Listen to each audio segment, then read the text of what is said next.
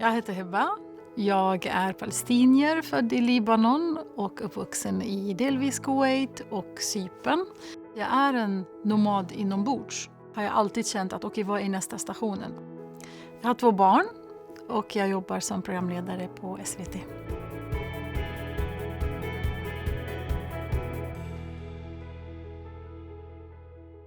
You're done? Let's...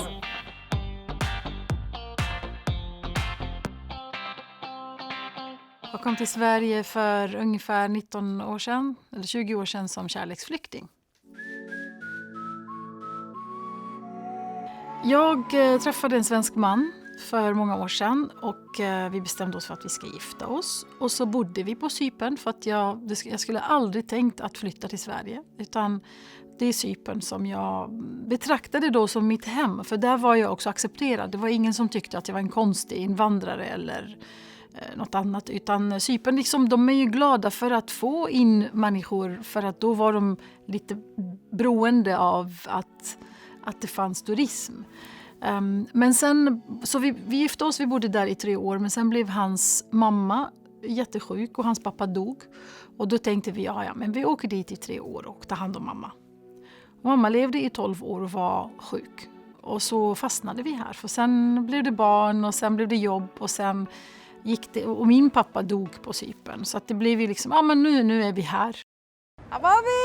I Sverige träffade jag min baba.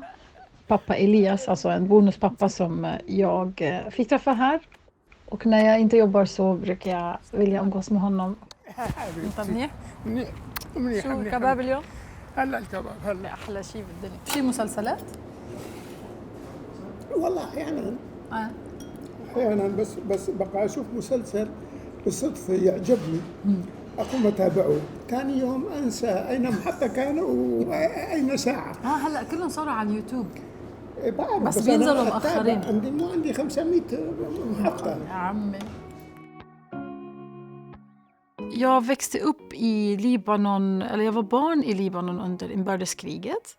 Och sen bestämde mina föräldrar sig för att vi ska flytta för att det var en raketanfall till skyddsrummet där vi gömde oss under kriget. Och då bestämde pappa sig för att det går inte att bo här.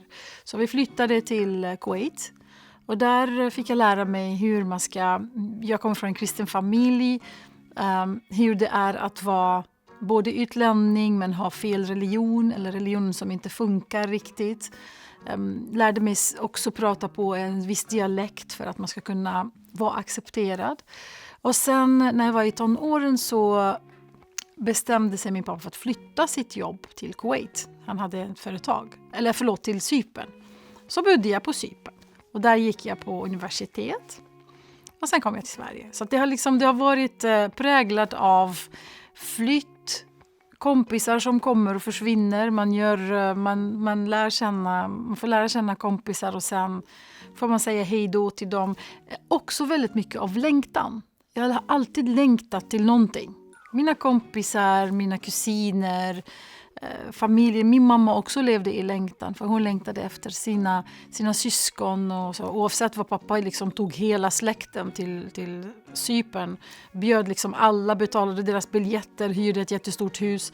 Det spelade ingen roll för just vi kunde vara tillsammans i 3 månader under sommaren men sen varje person skulle gå tillbaks till sin station. Så det har varit präglat av längtan och flytt. Min pappa hade 3 döttrar. I Mellanöstern så kanske ville man att man ska ha en son. Han har aldrig grubblat över det här. Han bråkade med läkaren som kom och sa till honom, tyvärr jag måste ge dig ett dåligt besked. Du har ju fått ett 3:e dotter, det var när jag föddes. Och han har alltid sagt till oss, alla 3 döttrar, utbildning, utbildning, utbildning. Det finns ingenting som en man kan göra som inte du kan göra. Du är lika stark, du är lika cool, du är lika tuff som en kille. Och jag minns jag var kanske 10 år och då sa jag, men pappa, jag måste sitta för att kissa, pojkar kan ju sitta stående. Och då sa pappa, även det kan du göra om du övar på det. Så min pappa jag tror det har att göra med det. Att jag har aldrig känt mig som en fördomsbild också som finns idag. Att alla kvinnor som kommer från Mellanöstern är lite förtryckta och det är lite synd om dem för att det är männen som bestämmer. Så har det aldrig varit i min situation. Det kan ju också vara, det är väldigt individuellt. Eftersom jag tvingades inte hit, jag kom hit själv på grund av att jag hade en sån här familjesituation. Men sen efter kanske 2 år senare så försvann det här honeymoon-perioden där man var så här fascinerad över ett land och insåg att nej, jag orkar inte snö en gång till, jag kommer dö. Och sen också, kanske 2 år senare så började jag se andra saker som inte var så attraktiva kanske som jag trodde i början. Make a note of that, please. Framförallt just det här synen på mig då som jag trodde att folk skulle uppfatta mig så. Du är turist, vad gulligt, det här kommer du och du ska lära dig språket. För i Mellanöstern så var det så att om en svensk kom och kunde prata lite arabiska, då var man jätteglad och tyckte vad gulligt det är. Men då började jag liksom få höra att nej, nu har du bott här i 2 år, då måste du prata perfekt svenska. Och också utsattes för en del hat eller hot över att, och det hade ju väldigt mycket att göra också med att jag fick ju ett jobb jättetidigt i Sverige. Jag hade bara bott i Sverige i kanske 1,5 år när jag fick jobba på Sveriges Radio då, och så var jag programledare. Jag pratade fel svenska. Fortfarande pratar jag inte perfekt svenska efter alla dessa år. Men då blev det ett problem. Det var någon som inte vill att jag ska vara där. Det var någon som inte vill att jag ska existera överhuvudtaget i Sverige. Och det gjorde lite ont. Imorgon onsdag väcks så var det en specifik person som skrev. Han skickade både brev, mejl, försökte liksom komma i kontakt med mig, hotade mig. Det var liksom en person som inte tyckte om att Sverige såg ut som det såg ut. Som tyckte att alla ska vara etnisk svenskar och inga invandrare ska vara här. Och nu idag så är det fortfarande så. Det har gått nästan 19 år eller 17 år sedan första hotet kom till mig. Men det är ju folk som har jättesvårt att acceptera att Sverige har förändrats. Jag skulle kunna säga att det är de personer som inte vill att jag ska vara här. Och varför jag är kvar här, det är för att jag fortfarande är kärleksflykting, men för mina barn. Så mina barn nu är födda och vuxna i Sverige, de betraktar Sverige som sitt hem. Och då tänkte jag, men jag vill inte göra samma sak. Jag har det valet, jag behöver inte flytta. Jag kan få bo kvar här för deras skull. Men sen vill jag tillbaks hem. Och den här hemlängtan, det är ju liksom till Cypern, till stranden, till Medelhavet. Jag har en liten bänk som finns där.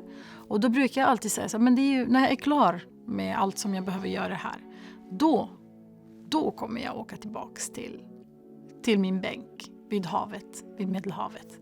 Och bara liksom så här stirra ut i det blåa och ha det bra. Och jag tror inte att jag är ensam om det. Jag tror att det är många som kommer hit känner också att jag vill tillbaks till någonstans.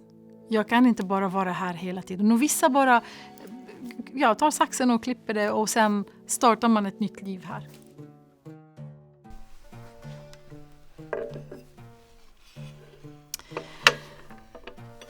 Det här är zetozatar, olivolja och timja. Och man äter det här tillsammans med khibz och dricker det tillsammans med chai. Och det här tycker jag jättemycket om, för det påminner mig om mina föräldrar. Mamma och pappa älskade att äta zetozatar. Man gör så här, man tar khibz, brödet. Och sen doppar man in det i olivoljan. Och sen doppar man i zatar. Och så äter man det. Det är jättebra för tänderna. Mitt råd till alla nyanlända föräldrar är: var inte rädd att låta dina barn lära sig ett nytt språk, en ny kultur, ett nytt sätt att göra saker och ting på. De kommer inte glömma sitt hemland, de kommer inte glömma sin kultur, för det är du som är viktigast. Det är du som mamma eller pappa som bär på den här kulturen. Och det är du som ger den vidare till dina barn. De ser hur du lever, de ser hur du tänker, de förstår, de är smarta. Var inte rädd. Det brukar ordna sig. Och jag skulle också säga så här, prata lite svenska hemma 1 timme per dag. Det behöver inte vara mer komplicerat än så. Det kan också vara lite roligt att göra det. För att om några år så kommer de också att börja tänka på svenska.